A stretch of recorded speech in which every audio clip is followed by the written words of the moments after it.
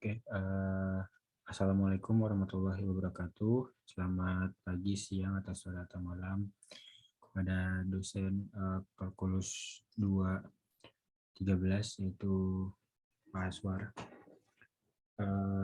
Pada hari ini kami akan mempresentasikan tentang materi bab 12.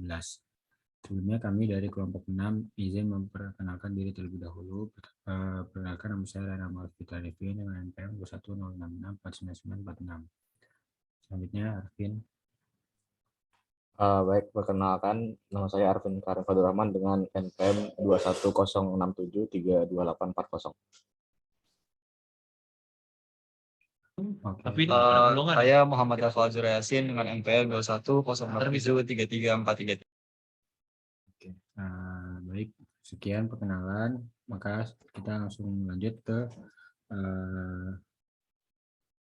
subbab selanjutnya, subbab di materi bab 12. Yang pertama itu 12.1, yaitu fungsi dua variabel atau lebih. Fungsi dua variabel didefinisikan sebagai sebuah fungsi bernilai real dari dua variabel real, yakni fungsi f yang memadankan setiap pasangan terurut x, y pada suatu himpunan D dari bidang dengan bilangan real tunggal f, x, y.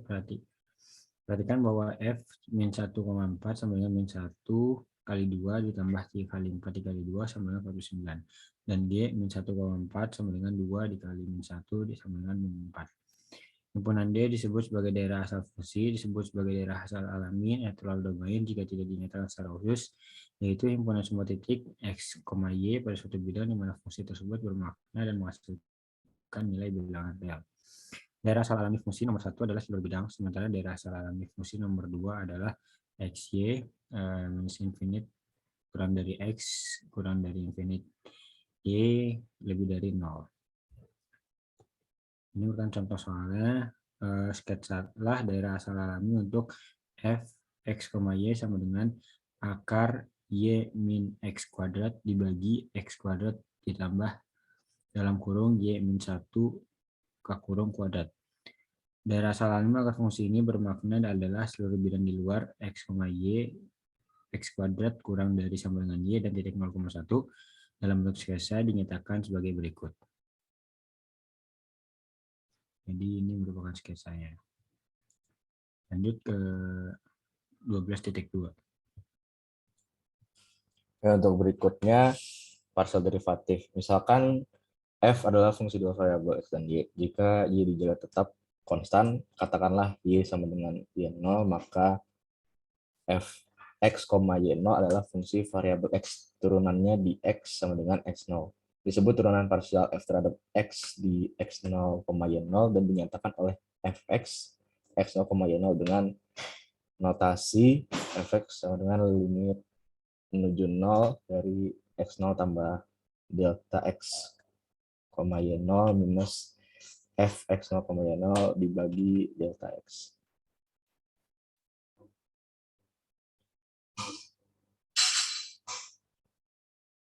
Nah, ini contoh soalnya, tentukan derivatif parsial fungsi f terhadap x jika fx, y sama dengan x kuadrat tambah 2y. Nah, maka kita tinggal masukkan saja ke rumus yang tadi, jadi limit delta x menuju 0 dari fungsi x tambah delta x, y min fx, y per delta x. Dan kemudian kita sederhanakan, jadi limit delta x menuju 0 dari 2x tambah delta x, dan hasil akhirnya jadi 2x.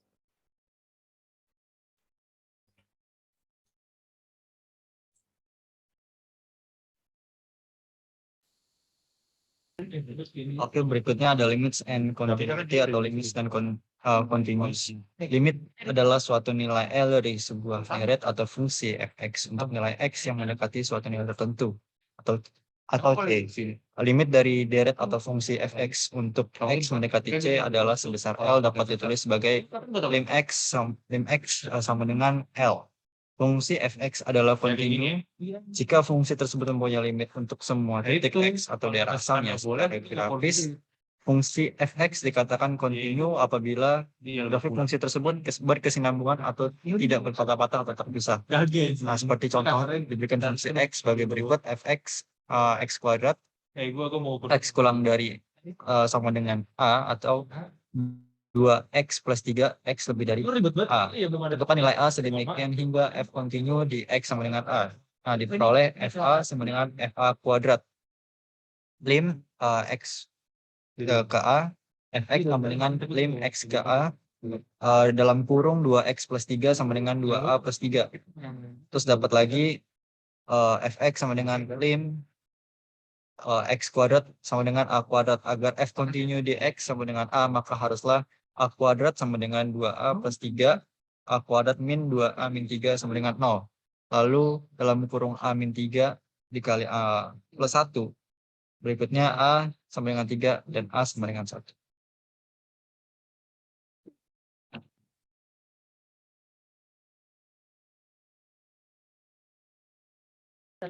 Belum di unmute, Vin. Oh ya, oke. Selanjutnya itu 12.4 keterdiferensialan.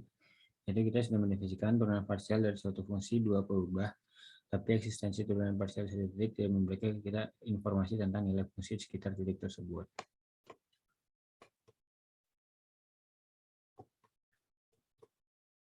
Nah, ini merupakan contoh soal. Carilah f 1,2 1,0 jika f x, y, z sama dengan x sin z ditambah x kuadrat y.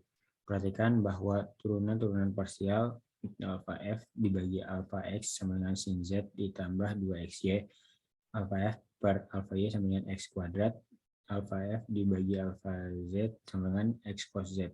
Masing-masing bernilai 4,1 dan 1 pada titik 1,2,0 sehingga f 1,2,0 sama dengan 4 i ditambah j ditambah k. Lanjut ke 12.5.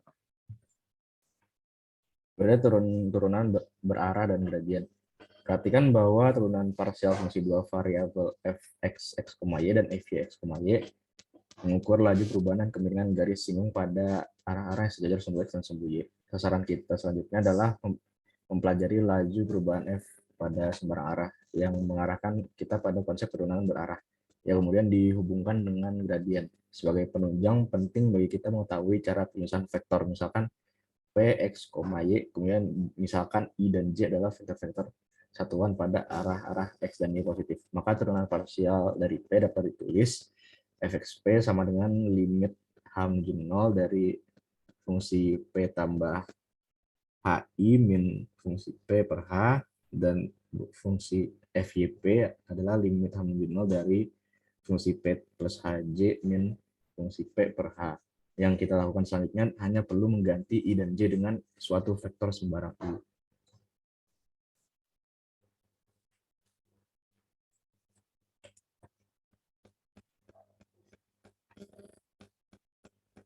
Nah, ini adalah contoh soalnya. Tentukan gradien dari w x kuadrat y pangkat 3 z pada titik 1,2,1 dengan menggunakan rumus di atas. Maka dapat didapat persamaan seperti ini. 2xy pangkat 3 zi tambah 3x kuadrat y kuadrat zj tambah x kuadrat y pangkat 3k. Dengan memasukkan nilai-nilai x, y, dan z, maka diperoleh gradien dari w, yaitu pada titik 1,2,1 gradiennya min 16i min 12j plus 18k.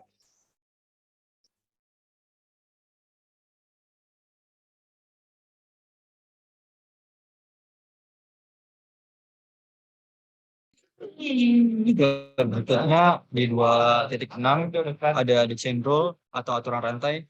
Aturan rantai pertama, misalkan x sama dengan x t dan y sama dengan yt terturunkan di t, dan misalkan z sama dengan f dalam kurung x, y terturun di x kali t per y kali t. Maka z sama dengan f x kali t dan y kali t dapat turunkan di t dan dz per dt, lalu itu sigma z per sigma delta z per delta x dikali dx per dt plus delta Z per delta Z dikali DY per DT. Lalu aturan norma yang kedua, misalkan X sama dengan X S, T dan Y sama dengan Y S, T mempunyai turunan-turunan parsial. Pertama di S, T dan misalkan Z F X, T, Y terturun di X dalam kurung X, T, Y dalam kurung X, T. Maka Z sama dengan Fx S, T, Y S, T mempunyai turunan-turunan parsial pertama yang diberikan oleh menggunakan rumus yang tadi yang sudah disebutkan di atas. Lalu fungsi implisit. Andaikan fungsi f dalam kurung x y, x, y sama dengan 0 mendefinisikan y secara implisit sebagai fungsi x. Misalnya y sama dengan gx, maka akan menemukan beberapa kasus di mana kita kesulitan atau bahkan tidak mungkin menentukan fungsi g. Dalam kasus ini kita dapat menentukan dy per dx dengan menggunakan metode turunan. Metode turunan implisit. Namun pada subbab ini kita akan mempelajari metode lain menentukan dy per dx. Jika fungsi fx dan fy sama dengan 0 diturunkan menggunakan aturan rantai, maka diperoleh delta f per delta x dikali dx per dx ditambah delta f per delta y dikali dy per dx sama dengan 0. Dengan demikian dy per dx dapat diselesaikan menjadi dy per dx sama dengan min delta f per delta x terus delta f per delta y.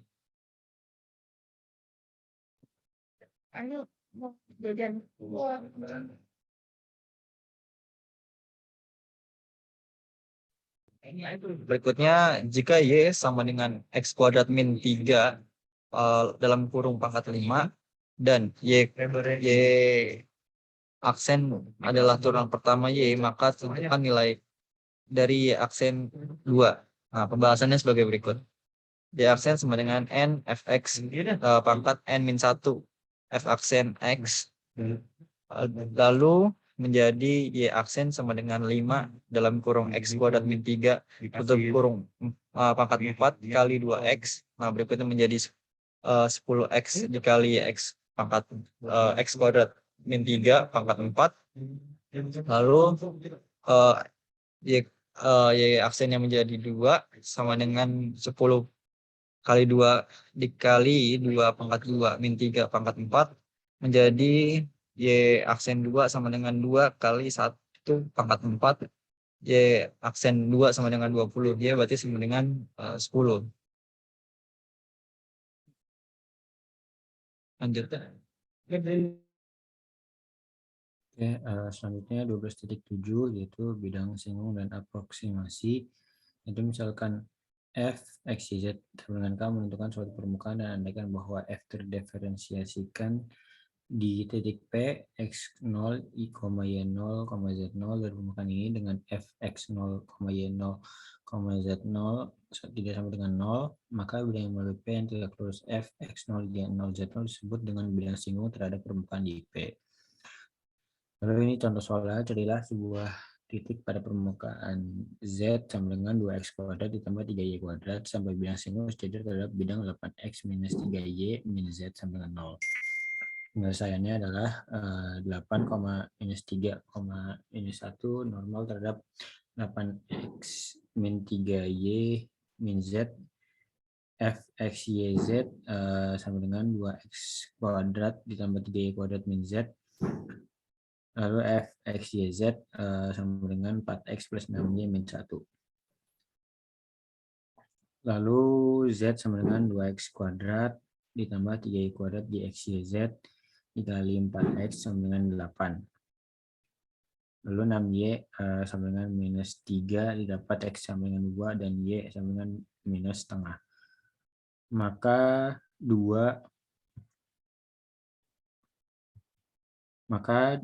dikali 2 kuadrat tambah 3 kali 1 setengah kuadrat di 2, minus 1 setengah di 2 dan minus setengah dan 8,75 sama dengan 8,75 di 2, minus setengah, 8,75.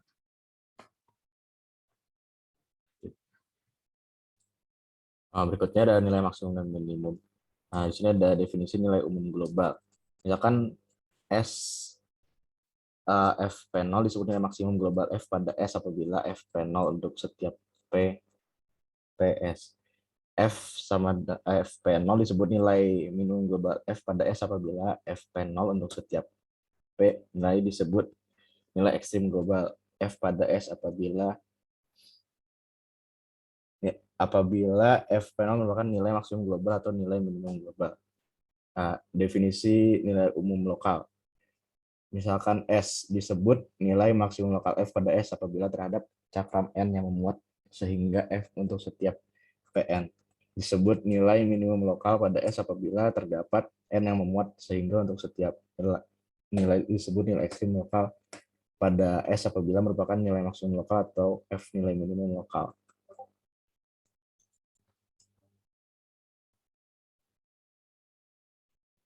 Boleh di next.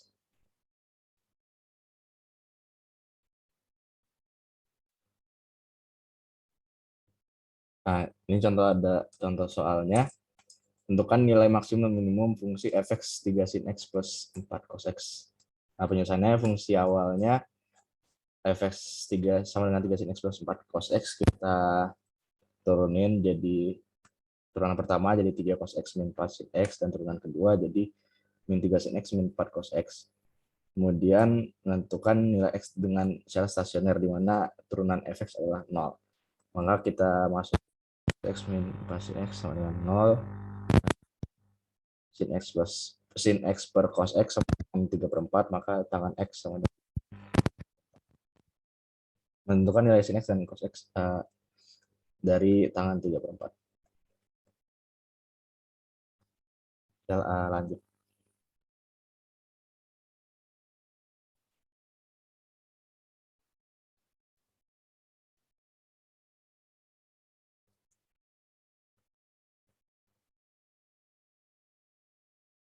Mungkin untuk nilai maksimumnya agar kedua bersifatnya negatif, maka nilai sin dan cos harus positif semua. Artinya fungsi akan maksimum pada sin x 3/5 dan cos x 4/5. Untuk nilai minimum agar turunan keduanya bernilai positif, maka nilai sin dan cos harus negatif semua. Artinya fungsi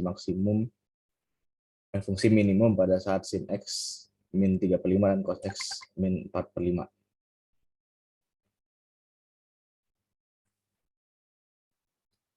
Jadi nilai maksimum fx 3 sin x plus 4 cos x itu 5 dan nilai minimumnya min 5.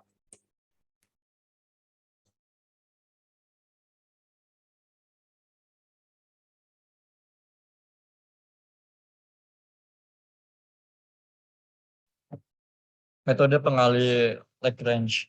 Pada sebab ini akan digunakan metode Lagrange untuk mengetahui nilai ekstrim fungsi 2 atau 3 perubahan dengan kendala tertentu. Pada sebab sebelumnya telah dibahas beberapa contoh masalah ekstrim, bebas, dan masalah ekstrim dengan kendala. Contoh terakhir yang dibahas tentang luas permukaan minimum satu kotak adalah contoh masalah nilai ekstrim dengan kendala.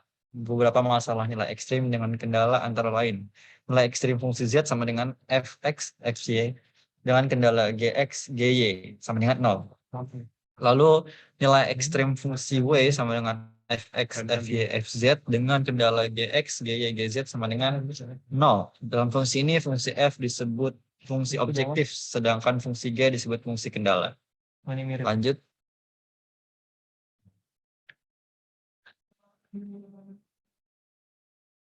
Mudah-mudahan ntar nyambung.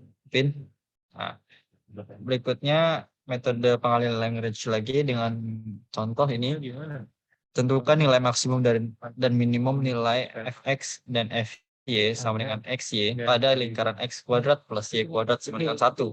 Diketahui fx dan fy sama dengan xy dan fungsi kendala gx, gy sama dengan y kuadrat x kuadrat plus y kuadrat min 1 dengan metode Lagrange.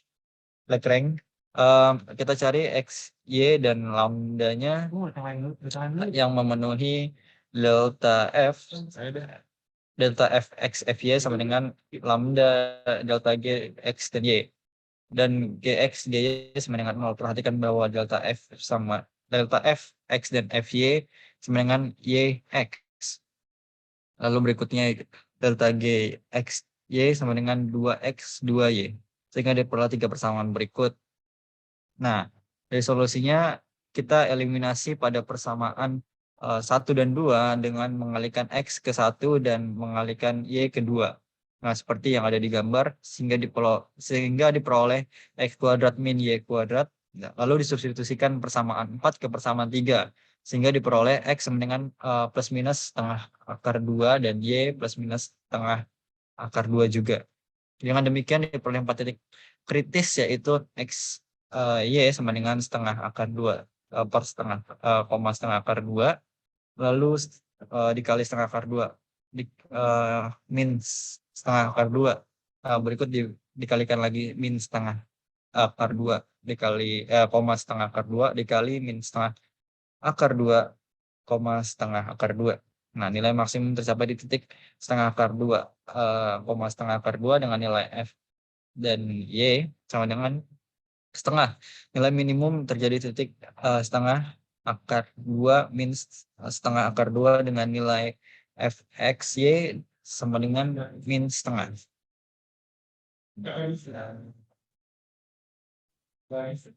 Oke, mungkin sekian presentasi dari kelompok kami, kelompok 6. Kurang lebihnya mohon maaf. Assalamualaikum warahmatullahi wabarakatuh.